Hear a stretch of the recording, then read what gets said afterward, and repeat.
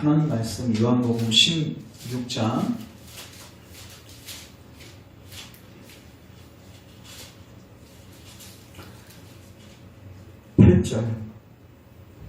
8절 한 절만 우리 같이 한번 읽겠습니다. 우리 7절 8절 읽습니다. 7절 8절 합독하겠습니다. 시작. 그러나 내가 너희에게 실상을 말하노니 내가 떠나가는 것이 너희에게 유익이라. 내가 떠나가지 아니하면 보혜사가 너희에게로 오시지 아니할 것이요 가면 내가 그를 너희에게로 보내리니 그가 와서 죄에 대하여 의에 대하여 심판에 대하여 책망하리라. 아멘. 기도하겠습니다. 하나님, 오늘도 주의 말씀으로 우리에게 은혜를 베푸시고 특별히 오늘부터 철저육정을 살피고자 합니다. 이 시간들이 우리를 체킹하고 우리를 점검하고 우리가 낮춰지는 시간들이 되게 하소서. 이 시간들을 통해서 우리의 심령을 가난하게 하시고 애통하게 하시고 의에 줄이고 목이 마른 심령을 우리 안에 샘솟게 하시고 더 나아가서 하나님께서 제시하신 그 구원의 도 예수 그리스도의 그 십자가의 복음을 선명히 깨닫고 보게 하셔서 정말로 참된 구원에 이를 수 있도록 우리를 축복하옵소서. 그래서 이제 남은 생에 확신 가운데서 기쁨으로 안식 가운데서 살아가는 은혜가 있게 하옵소서. 이 자리에 있지 않지만 우리 사랑하는 교우들을 놓고 기도합니다. 이제 은혜의 수단들을 부지런히 사용할 수 있는 은혜를 주시고 또 저들에게도 동일한 하나님 깨달음을 허락하셔서 교회 안에 가라식들이 없어지고 정말 알곡들이 가득 찰 수 있도록 하나님께서 구원의 은혜를 우리에게 베풀어 주옵소서. 예수님의 이름으로 기도합니다. 아멘. 자, 오늘부터 철학육정을 좀 살피고자 하는데 일단은 제가 교재를 김홍만 목사님 그 교재를 제가 사용하려고 합니다. 그 그림 있는 그 교재 잠깐 보시면 왼쪽 밑에 보면 52조 스토리 출력증이죠. 이게 사실 옛날 버전이에요. 전 이거 굉장히 오래전에 사서 이게 옛날 버전인데 제가 이거는 한번 인터넷에서 조금 봐서 제가 대량으로 그냥 교회 걸로 해서 구매를 해서 좀 사용하려고 합니다. 근데 이제 오늘 첫날이니까 프린트 이제 제가 진행을 하고요. 그 다음에 오른쪽에 그 또 다른 이 페이퍼는 제가 인터넷 보니까 이거 목사님께서 그 강의하신 거 요약한 게 있더라고요. 그래서 제가 보니까 해설 철학육정을 요약한 거예요. 그냥 아주 그 뼈대만 탁탁탁 요약해서 요약한 부분들인데 어디 가서 이제 철학육정 그 강의하셨을 때 이제 쓰셨던 것 같아요. 그래서 이것도 이제 참조해가지고 살펴보도록 우리가 하겠습니다. 특별히 이 존 버넌이 누군지 좀 우리가 알 필요가 있는데 종교 개혁이 일어난 다음에 이 종교 개혁이 이제 유럽까지 이제 확산이 되는데 다른 유럽, 영국, 뭐 독일, 프랑스 다 확산이 되는데 영국에서는 이 종교 개혁이 확산이 됐음에도 불구하고 영국 성공회 때문에 그러니까 국왕이 이 종교를 이제 종교에 대한 그 쉽게 말해서 진두지휘할 수 있는 그 권리가 주어졌었죠. 영국 성공회에서. 그래서 이 국왕이 이 영국 성공회를 만들었을 때 개혁은 했다고 하지만 로마 카톨릭도 수용하고 그리고 개신교도 수용하기 위해서 많은 부분에 있어서 미신적인 것들도 많이 섞여 있었고요. 인본주의적인 것도 많이 섞여 있었고요. 그래서 영국에서는 온전한 종교개혁이 전달되지 않았습니다. 그래서 이제 본격적으로 종교개혁이 이제 이 청교도들에 의해서 시작이 되어집니다. 윌리엄 퍼킨스로부터 시작해서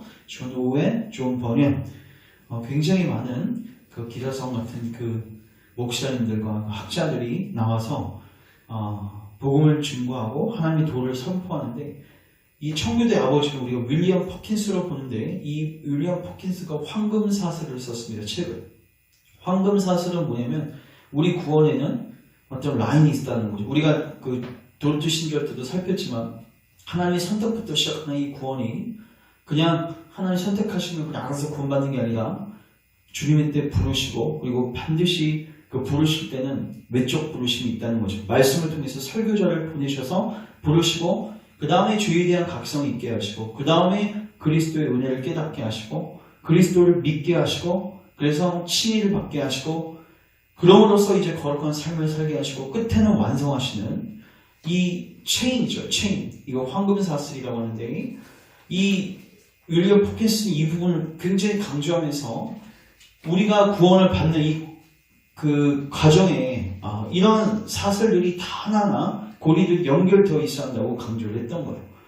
그래서 그 윌리엄 포킨스의 영향을 받아서 수많은 청교도들이 영혼들의 회심, 특별히 그들이 진정으로 예수님을 바르게 믿고 참된 구원에 이를 수 있도록 많이 도와줬습니다. 그 중에 한 사람이 누구냐면 존 버년인데, 존 버년은 사실 그 사역은 했지만 뭐 공부를 제대로 한 사람은 아닙니다. 굉장히 학적으로는 이런 거는 낮을 수 있지만 그가 쓴 이 천도역자문은 사실 그 청교도의 황태자인 존 오웬이 아주 극찬할 정도로 굉장히 임팩트 있는 성경 다음으로 많이 읽혀준 책 중에 하나입니다. 그래서 이 책은 스토리로 정말 잘만 우리가 묵상해보면 이 사람 정말 천지다 이거 알 수 있는데, 그 청교도들이 수많은 교리들을 선포하고 적용시켰는데 그거를 거의 하나도 그 교리를 빼먹지 않고 하나하나 꼼꼼하게 이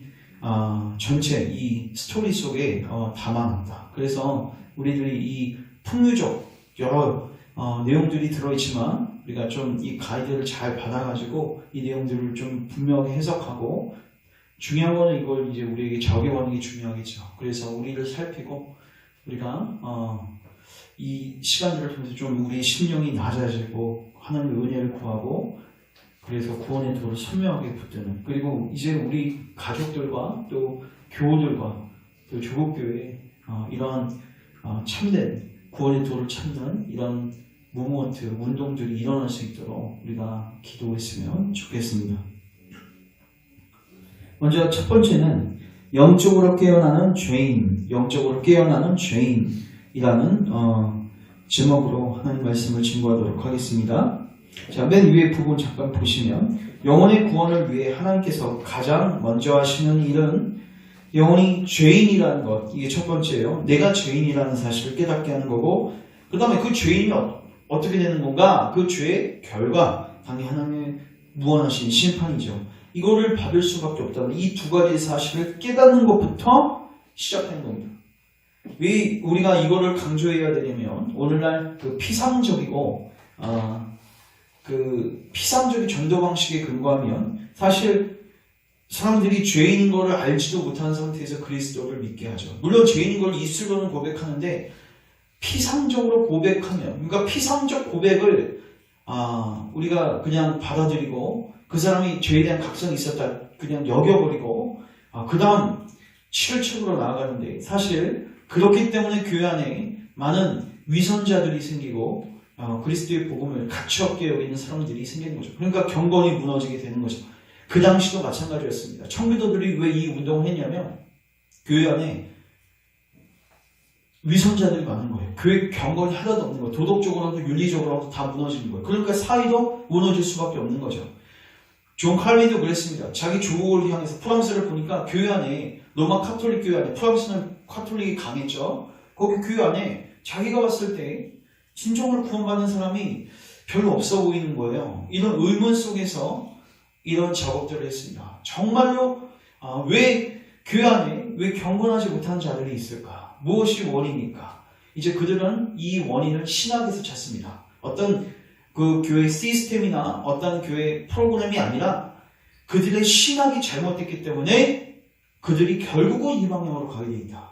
그러니까 결국 신학이 굉장히 중요합니다. 신학. 그러니까 쉽게 말해서 정확하게 하나님께서 우리에게 제공하신 이 구원의 도를 정확하게 파악하고, 먼저 목회자가 파악하고 이거를 교우들에게 가르칠 때 교회가 천천히 이제 성령님의 조명하심 속에서 경건한 방향으로 나아갈 수 있다. 그래서 이 부분들을 우리가 염두에 두고 하나하나 살펴보도록 합니다. 자, 우리 이제 스토리 잠깐 봅니다. 자, 그림 보면 이제 한 남자가 죄짐을 짓고 한 손에 성경책을 들고 하늘을 향해서 뭔가 간절히 부르짖고 있는 장면 같죠? 나는 이 세상의 광야를 걷고 있었습니다. 어떤 특정한 곳에 이르러, 이건 이제 이 사람이 아니에요. 이제 이 사람이 이제 제3자예요. 이제 읽어보면 합니다. 나는 이 세상의 광야를 겪고 있었고 어떤 특정한 곳에 이르러 불을 밝힌 곳은 굴이었습니다. 나는 잠을 자려고 그곳에 누웠고 꿈을 꾸었습니다. 이제 그 꿈에 이제 철로역적이 나오는 거예요. 나는 꿈속에서 한 남자가 누더기 옷을 입고 일정한 곳에 서 있는 것을 보았습니다. 그 남자는 자신의 집 방향에서 얼굴을 돌리고 있었으며 손에는 책 하나를 들고 있었으며 그의 등 뒤에는 상당히 무거운 짐이 지어져 있었습니다. 나는 그 남자가 책을 펼쳐서 읽는 것을 보았습니다. 그는 책을 읽으면서 눈물을 흘리며 벌벌 떨었습니다. 그리고 더는 억제할 수 없는 듯 슬프게 울음을 터뜨리면서 내가 무엇을 해야 합니까? 라고 말하였습니다. 자, 꿈속에서 한 남자가 나오는데, 자, 먼저 첫 번째, 누더기 옷을 입고 있었다. 누더기 옷을 입고 있었다. 물론 이 누더기 옷은 다른 사람들이 자기를 볼 때 누더기 옷이라고 생각하는 게 아니라 자기가 자기를 볼 때 내가 남루하고 누더기 같은 옷을 입고 있다는 것을 인식한 상태를 의미합니다. 그러니까 쉽게 말해서 우리가 하나님을 만날 때, 영적으로 깨어날 때 자기가 자기를 정확하게 보는 것부터 시작합니다. 자기를 보는 게 굉장히 중요해요. 그러니까 다른 사람들이 나를 어떻게 보는가? 다른 사람들은 내 마음을 못 보죠. 근데 나는 내 마음을 볼 수 있기 때문에 정직하게만 증명하면 내가 이 누더기 옷을 입고 있구나. 이것을 우리가 깨닫게 되는 거죠. 그 다음에 이 사람은 자신의 집 방향에서 얼굴을 돌리고 있었다. 물론 이 사람은 어디로 가야 할지를 아직 방향은 잡지 못합니다. 우리가 다음 시간에 전도자를 만나면 이 사람이 방향을 이제 잡게 돼요. 그러나 그 전까지는 어디로 갈지는 몰라요. 그러나 분명한 사실은 뭐냐면 내가 지금 있었던 이 죄된 자리, 내가 빠져 있었던 이 세상의 자리, 여기에서는 나와야겠다는 것을 분명하게 이제 인지하기 시작해요.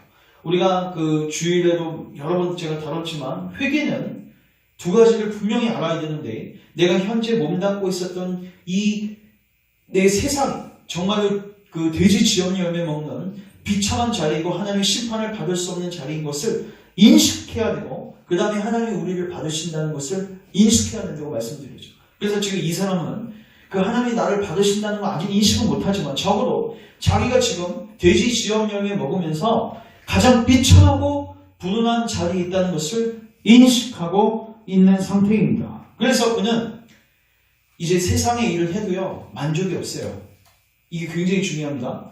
세상의 일을 해도 혹은 세상에서 자기가 지금까지 살았던 삶의 방식, 뭐 돈을 많이 벌고 행복한 가정을 만들고 물론 일시적으로 행복을 누릴 수도 있지만 그 사람 신명에 끊임없이 이런 질문이 떠오르죠.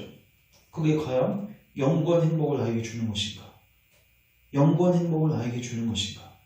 이 사람은 지금 영혼에 대한 관심이 있고 그거에 근거하면은 세상은 내가 관심을 둘 곳이 아니라는 것을 이제는 자각하고 인식하기 시작합니다. 그래서 어떤 사람이 그리스도를 믿는다고 하면서 여전히 세상 속에서 먹고 마시고 시집가고 장가들고 이 일에 온전히 혈안되어져서 살고 있다면 그 사람은 아직도 영적으로 깨어났다고 볼 수가 없다. 분명히 이러한 전환점이 분명하게 있습니다. 마음에 이렇게 살면 안 되는데 하는 분명한 사인이 옵니다. 창세기 12장에 보면 하나님께서 아브라함을 부르셨을 때에도 갈대아 우르에서 하나님께서 아브라함을 부르시죠.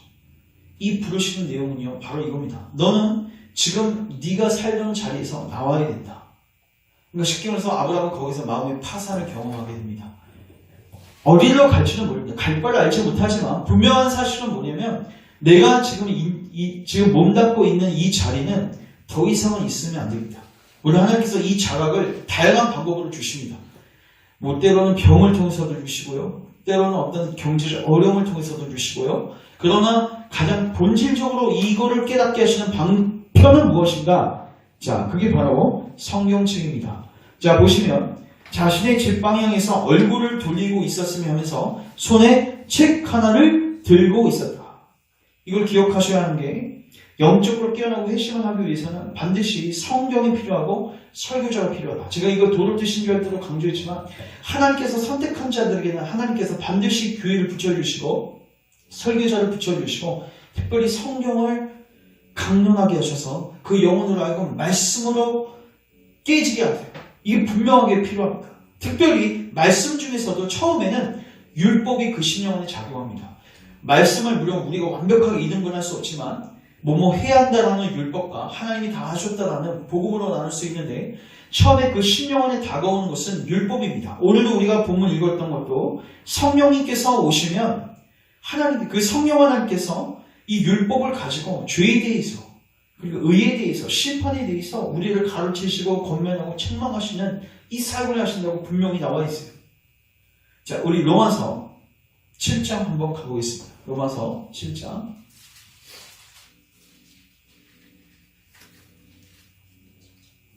7절, 8절 같이 한번 읽겠습니다. 시작. 그런즉 우리가 무슨 말을 하리요? 율법이 죄냐? 그럴 수 없느니요. 율법으로 말미암지 않고는 내가 죄를 알지 못하였으니 곧 율법이 탐내지 말라 하지 아니하였더라면 내가 탐심을 알지 못하였으리라. 아멘. 율법을 통해서는 무엇을 알 수 있다는 거예요? 내가 탐심을 지금 부리고 있었구나. 내가 탐심을 갖고 있었구나. 내가 죄를 짓고 있었구나. 이거를 뭐 할 수 있다는 거예요? 인식하고 자각할 수 있다는 거죠. 그래서 이 남자는요, 단순히 들고 있는 게 아니라 여기 보십시오. 중간. 나는 그 남자가 책을 펼쳐서 읽는 것을 보았습니다. 그는 책을 읽으면서 눈물을 흘리며 벌벌 떨었습니다. 그러니까 지금 이 사람은요, 이 성경책 중에서 특별히 어느 파트요? 복음 파트는 아니고요. 율법 파트에 더 심혈을 기울여서 읽고 있는 거예요. 물론 이거는 단순히 그가 읽은 것도 있고요. 이제 이걸 우리에게 적용하면 교회 안에서 목회자가 어떤 부분을 먼저 설교하는 거예요? 율법에 대해서, 하나님의 심판에 대해서 분명하게 설교를 해서 이 영혼을 하여금 벌벌 떨게 만들죠. 그러면서 이렇게 고백합니다. 내가 무엇을 해야 합니까? 내가 무엇을 해야 합니까? 반드시 이 고백이 나오게 돼 있어요. 이거 우리가 도르트 신조할 때도 살폈지만 속죄의 필요성을 모르고서는 절대로 구원이 임할 수 없다. 속죄의 필요성을 모르고서는 속죄의 원천 되시는 그리스도께 갈 수가 없단 말이에요. 그래서 우리는 먼저 이 율법을 통해서 내가 얼마나 속죄가 필요하고 하나님의 은혜가 필요한지를 성령님께서 조명하시는 거죠. 자, 우리 사도행전 2장 37절 우리가 잘 아는 대로 베드로의 설교를 통해서 이런 반응이 나오고 또한 사도행전 16장에서는 그 바울의 설교를 통해서도 동일한 반응이 나온 것을 보게 돼요. 그러니까 하나님께서 우리 심령을 다루시는 이 방식이 대단히 유사한 부분들이 있다는 거죠. 자, 우리 37절 2장 먼저 사도행전 2장 37절 이건 베드로가 설교한 겁니다. 베드로가 설교했을 때 37절 그들이 이 말을 듣고 자 37절 같이 읽습니다. 시작. 그들이 이 말을 듣고 마음에 찔려 베드로와 다른 사도들에게 물어 이르되 형제들아 우리가 어찌하리고 하거늘. 그러면서 38절은 뭐예요? 회개하고 예수님을 뭐해라? 믿어라. 그 다음에 답이 주어지는 거예요. 그러니까 사도들이 복음을 전했던 방식은 뭐냐면 그 심령 안에 이게 분명하게 있으면 복음을 증거한 거예요. 이해되십니까? 자, 우리 또 하나 사도행전 16장 가보세요. 16장 이제는 사도 바울입니다. 사도 바울이 빌립보에서 그 간수에게 복음을 전하는 장면이 나오는데 30절 16장 30절 같이 한번 읽겠습니다. 시작. 그들을 데리고 나가 이르되 선생들이여 내가 어떻게 하여야 구원을 받으리이까 하거늘. 뭐 질문하는 거예요. 일반적으로 질문하는 게 아니에요. 그 심령 안에 이러한 현상들이 일어나고 있는지를 확인했던 거예요. 그 다음에 뭐합니까? 31절 이르되 주 예수를 믿으라. 그리하면 너와 내 집이 구원을 받으리라. 왜 이 시대에 복음의 힘을 잃었는가? 왜 이 시대에 많은 사람들이 그리스도를 싸구려 취급하는가? 지금 30절 같은 반응이 심령 안에 없는 거예요. 아까 2장 37절 같은 반응이 없는 거예요. 내가 어떻게 하면 구원받겠습니까? 이거는 분명히 설교자가 강요해서 너 속죄가 필요해? 그 다음에 속죄를 소개시켜준 게 아니라 분명히 그 회중 가운데서 그 사람들 가운데서 말씀을 듣는 회중 가운데서 자발적으로 이런 반응이 나오는 거예요. 우리가 자녀가 자녀를 대할 때 제일 힘든 거는 하고 싶지 않은 거 시키는 거예요. 밥 먹고 싶지 않은데 밥 먹게 한다든지 공부하고 싶지 않은데 공부시키는 거는 한 번 시키는 것도 매우 어렵습니다. 하더라도 마음 다해서 하지 않겠죠. 그러나 본인이 배고프다고 할 때, 본인이 뭐뭐 하고 싶다고 할 때, 그때는 별로 노력 없이 그냥 툭 던져도 밥 그냥 대충 차려줘도 알아서 막 흡입하고 먹는 거예요. 그래서 우리 안에 과연 이러한 내가 무엇을 해야 합니까? 이 방향을 찾는 거거든요. 주님을 찾고 구하는 심령이 된 거거든요. 과연 우리에게 이게 있는가? 우리 교회 안에도 이게 지금 풍성하게 이 반응들이 일어나고 있는가? 이걸 우리가 점검하고 이걸 놓고 기도를 해야 된다. 중요한 거는 이거를 누가 주신다고 했습니까? 오늘 본문에 근거하면 찾지 마시고 예수님께서 말씀하셨어요. 내가 떠나가는 것이 유익이라. 왜? 내가 떠나가면 보혜사가 오실 것이고 보혜사가 오셔서 이 일을 하실 것이다. 보혜사가 오셔서 너희들을 죄에 대해서 의에 대해서 심판에 대해서 가르치시고 권면하시고 책망하실 것이다. 그래서 왜 성령님을 구해야 되는가? 영적으로 스타팅, 깨어나는 거에 대한 시발점이 성령님께 있다는 거예요. 그래서 우리가 이 부분을 염두에 두고 우리가 기도를 했으면 좋겠습니다. 이제 그 다음 패러그래프 가시면 이제 두 번째 패러그래프.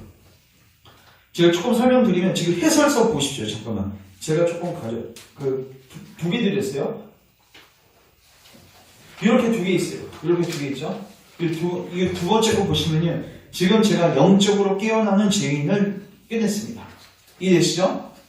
오늘 제가 1장, 2장, 3장 할 거예요. 그게 오늘 이 영적으로 깨어난 죄인 안에 포함되어 있는 거예요. 1, 2, 3. 자, 두 번째 장은 그 남자의 가족들이에요. 자, 이제 그 패러그래프 갑니다. 그 남자는 공경에 빠진 상태로 자신의 집으로 갔습니다. 그 남자는 할 수 있는 한 자신을 억제했습니다. 그래서 그 남자의 아내와 아이들은 그의 괴로움을 알아차리지 못했습니다. 그러나 그 남자는 더 이상 잠자코 있을 수 없었는데 그것은 자신의 괴로움이 심해졌기 때문입니다. 이 말은 뭐냐면요. 절대로 그 영혼의 반응은요. 숨길 수 없다는 것입니다. 그 영혼의 반응은 숨길 수 없어요. 그 사람의 이제 관심사, 그 사람의 그 가치 이런 것들은요. 처음에 숨겨요. 왜 숨겼을까요? 당연히 이해 못해주고 뻔하거든요. 자기의 가족들이 심지어 자기를 사랑하는 그 가족들이 자기를 절대로 이해 못할 것을 본인도 알고 있어요. 그러니까 넘사벽이 있는 거예요. 저 사람하고 나하고의 사고의 차이, 가치관의 차이를 알기 때문에 처음에 숨깁니다. 왜? 나를 미친 듯 취급할 것이니까. 근데요, 이게 결국은 숨겨지지 못해요. 언젠가는 반드시 드러나게 돼 있고 언젠가는 터지게 돼 있고 그래서 그들 앞에서 자기 신앙을 변호하고 자기 신앙을 드러내야 할 때가 있는 거예요. 근데 드러낼 때는 어떻게 합니까? 아주 강하게 그리고 정직하게 드러내게 됩니다. 자, 드러내는 그의 모습을 보겠습니다. 마침내 그는 자신의 마음을 아내와 자녀들에게 털어놓았습니다. 그리고 그 남자는 아내와 자녀들에게 말하기 시작합니다. 그 남자의 설교입니다. 사랑하는 아내여, 그리고 내 귀여운 자녀들아, 너희의 사랑스러운 친구인 나는 등에 지어진 짐 때문에 큰 파멸에 빠졌다. 이제 아까 설명하진 않았지만 성경책을 읽는 중에 자기 등 뒤에 죄의 짐이 짊어지는 것을 이제 우리가 보게 되는 거죠. 여기서의 짐은 죄의 짐입니다. 어떤 세상에서의 육체적 고통 그리고 경제적 고통의 짐이 아니라 죄로 인해서 무거움을 느끼는 죄의 짐입니다. 이 죄의 짐 때문에 큰 파멸에 빠졌다. 더욱이 내가 확실히 듣기로는 우리가 사는 도성이 하늘에서 내려온 불로 타버릴 것이며 만약 피할 길을 찾지 못한다면 우리는 모두 불 속으로 던져질 것이며 비참하게 멸망할 것이다. 피할 길을 찾아야 우리는 구원받을 수 있다. 피할 길을 찾아야 우리는 구원받을 수 있다. 이 말을 듣고 그의 가족은 무척 놀랐습니다. 왜 놀랐을까요? 오, 정말 그래요? 우리 빨리 피할 길 찾아야 돼요? 이게 아니죠. 우리 아빠, 우리 남편 진짜 이상하게 변했네. 그래서 그리스도인들은요 바보 취급을 당하게 되어 있습니다. 우리 고린도 후서 4장 3절 4절 봅시다. 고린도 후서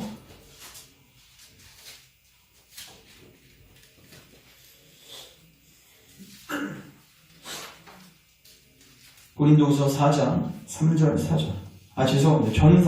전서 2장 요거 보겠습니다. 전서 2장 1절부터 보겠습니다. 1장 18절. 십자가의 도가 멸망하는 자들에게는 뭐한 것입니까? 미련한 것이요 구원을 받는 우리에게는 하나님의 능력이다. 그러면서 기록된 바 내가 지혜 있는 자들의 지혜를 멸하고 총명한 자들의 총명을 폐하리라. 그래서 22절. 유대인은 표적을 구하고 헬라인은 지혜를 찾으나 우리는 십자가에 못 박힌 그리스도를 전하니 이 십자가를 전했더니 유대인한테는 그게 거리끼는 것이 되고 이방인한테는 굉장히 미련하게 보이는 거죠. 그래서 바보 취급을 당하게 되어 있습니다. 그러면 그 남자하고 그 가족의 차이는 뭐예요? 성령님이 그 심령안에 역사하셔요. 성령님이 역사하시면 예수님을 어떻게 봐요? 미련하게 보지 않아요. 구원의 능력으로 봐요. 자, 2장 가보십시오. 2장 10절.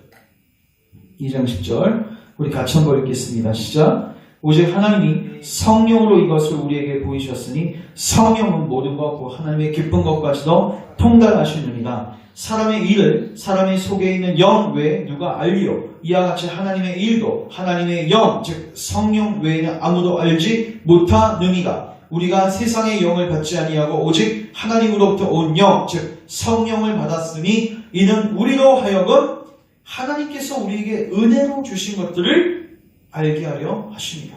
그러니까 우리가 하나님께서 우리에게 은혜로 주신 것들을 깨닫게 되는 것, 또 내가 죄인인 것을 깨닫게 되는 것, 전부 다 하나님의 영으로 가능하다. 이 남자에게는 성령께서 일하시기 때문에 이 눈이 열려져서 이런 반응들이 있는데 이 가족들은 아직 성령께서 유한 역사를 하지 않으셔서 이 남자를 이상하게 볼 수밖에 없는 거죠. 이게 바로 육신에 빠져 있는 사람, 거듭난 사람의 차이입니다. 결국 이러한 현상은 점점 더 심해집니다. 자, 밤이 되자 가족은 그 남자가 잠을 자며 안정될 것이라고 생각해서 서둘러 그 남자를 잠자리에 들게 했습니다. 그러나 밤에도 여전히 낮과 같이 그 남자에게는 괴로운 시간이었습니다. 그 남자는 잠자는 대신에 한숨과 눈물로 밤을 보냈습니다. 아침이 되었을 때 식구들은 그가 어떻게 되었는지 알고 싶었습니다. 그러나 그 남자는 식구들에게 다시 같은 말을 또 반복하는 거죠. 식구들의 마음은 강팍해지기 시작했고요. 식구들은 그를 거칠게 다루었고요. 그러면서 그의 거칠게 다루다 보면은 이제는 그가 포기하겠지. 그 신앙을 포기하겠지. 이 정신착년 증세에서 낫겠지. 이렇게 생각을 했던 거죠. 그래서 식구들은 때때로 그 남자를 바보 취급하거나 꾸짖으면서 때로는 그 남자를 매우 무시했다. 그 남자는 기도하기 위해 자신의 방에 혼자 남아 있었습니다. 그는 식구들을 불쌍하게 여겼고 비참한 자신도 동정했습니다. 여기서 굉장히 중요한 특징. 영적으로 깨어난 자들은요, 자신을 굉장히 불쌍하게 봅니다. 자기를 먼저 뭐예요? 동정해. 근데요, 동일하게 가족들도 주변에 있는 식구들도 불쌍하게 여기기 시작합니다. 이 남자가 자기의 신앙을 고백했던 이유는요, 무엇 때문이었습니까? 감출 수 없으니까 식구들이 물어보니까 그것도 이유가 되겠지만 더 나아가서 그 식구들도 이 멸망의 도성에서 빠져나야 한다는 것을 본인 누구보다도 잘 알고 있습니다. 그러니까 분명하게 우리가 영적 각성을 받으면 식구들 그리고 우리 주변에 있는 사람들에게 도를 전하게 되어 있다는 거예요. 우리 그 사마리아 비유를 보시면요, 사마리아 여인이 주님을 만나고 난 다음에 어떻게 하는지 요거 하나만 찾습니다. 요한복음 4장 한번 가보시면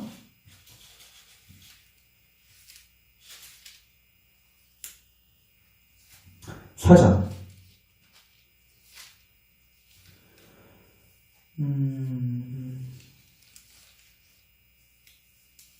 자, 4장 보면요, 사마리아 여인을 주님이 만나시거든요. 그리고 여자를 이제 치료하시죠. 그 다음에 이제 어떤 일들이 있냐면, 자, 39절 보십시오. 여자의 말이, 이제 그 여자가 가서 가만히 못 있습니다. 그럼 입을 열기 시작합니다. 여자의 말이 내가 행한 모든 것을 그가 내게 말하였다 증언하고, 예수님이 나의 모든 것을 나에게 권면하신 내용들을 다 증언했어요. 그랬더니 그 동네 중에 많은 사마리아인이 예수를 뭐 했습니까? 믿는지라. 그러면서 사마리아인들이 예수께 와서 자기들과 함께 유하기를 청하니 거기서 이틀을 유하시매 예수의 말씀으로 말미암아 믿는 자가 더욱 많아 그 여자에게 말하되 이제 우리가 믿는 것은 내 말로 인함이 아니니. 이제 주변에 있는 여인들이 뭐라고 얘기해요? 사마리아 여인한테 이제 우리가 믿는 것은 네 말 때문에 믿는 게 아니라 이제 우리가 직접 그 예수님을 만났고 그분의 말을 듣고 참으로 그가 세상의 구주신 줄 알게 되었다. 그래서 절대로 그리스도인들은요 자기만 믿고 이 등불을 숨길 수가 없습니다. 반드시 산 위에 이 불을 두게 되어 있어요. 우리 안에 그런 열정이 있는가? 자, 이제 뒷부분 갑니다. 그는 식구들을 불쌍하게 여겼고 비참한 자신도 동정했습니다. 그 남자는 들판을 혼자 거리면서 때로는 성경을 읽기도 하고 기도하기도 했습니다. 그 남자는 그렇게 며칠을 보냈습니다. 그 남자가 들판을 거니면서, 그러니까 뭐예요? 지금 은혜의 수단을 부지런히 사용하고 있죠? 아직 방향은 정확하게 못 잡았습니다. 그런 이제 전도자를 만나서 성경 해석도 받고 해요. 근데 일단은 그 남자는 지금 뭐 하고 있어요? 은혜의 방편을 부지런히 사용하고 있어요. 성경 읽기도 하고 기도하기도 하고 또 혼자 거닐기도 하고 묵상도 하고. 그러니까 결코 은혜의 수단 없이 그냥 그 사람 어느 날 뚝 구원받았다. 이건 없습니다. 분명히 주님은 전도에 미련한 것으로 이 말씀을 통해서 구원하신다고 분명히 말씀하셨어요. 자, 그 남자는 그렇게 며칠을 보냈다. 그 남자가 들판을 거닐면서 책을 읽는 것을 내가 얼른 보니 그 남자는 책을 읽을 수 없었고 크게 괴로워했다. 이게 뭐죠? 성경을 읽다가 이제 성령께서 더욱더 강력하게 그 심령 안에 유효하게 역사하시는 거예요. 예전에는 이거 읽어도 별로 마음에 감흥도 없었고 남이야기처럼 읽어졌던 부분들이 이제 자기에게 다가오기 시작합니다. 그래서 이제는 읽을 수 없을 정도로 강력하게 자기의 심령을 강타하는 이 말씀의 은혜를 체험하게 되는 거죠. 그리고 또 이렇게 이야기합니다. 내가 무엇을 어떻게 해야 구원을 얻을 수 있겠습니까? 그래서 그의 영적 극성은요 점점 더 깊어지게 된다. 그러면 이제 마지막으로 왜 하나님께서는 왜 이 심령을 낮추시는가? 왜 이 심령을 낮추시는가? 예를 들어서 우리가 한 가지 예를 들면 우리가 직업을 선택할 때 A 직업, B 직업, C 직업, D 직업이 있는데 만약에 A, B, C 중에서 A, B, C가 그 쉽게 말해서 페이도 괜찮고 작업 환경도 괜찮아요. 근데 D라는 직업은 페이도 아주 형편없고 그 다음에 일도 무진장시켜요. 그런 형편없는 직업인데 만약에 그 사람한테 지금 당장 내일 먹고 살아야 되는데 A, B, C 직업은 거절됐다고 생각해 보십시오. 그럼 그 사람이 가만히 있겠습니까? D라는 그 직종에 가서 사장을 만나서 구하겠죠. 왜 우리 안에 이 낮아짐의 작업이 필요하냐면 결국 그리스도인데 물론 그리스도는 D 직업 같은 그런 천박한 분이 아니십니다.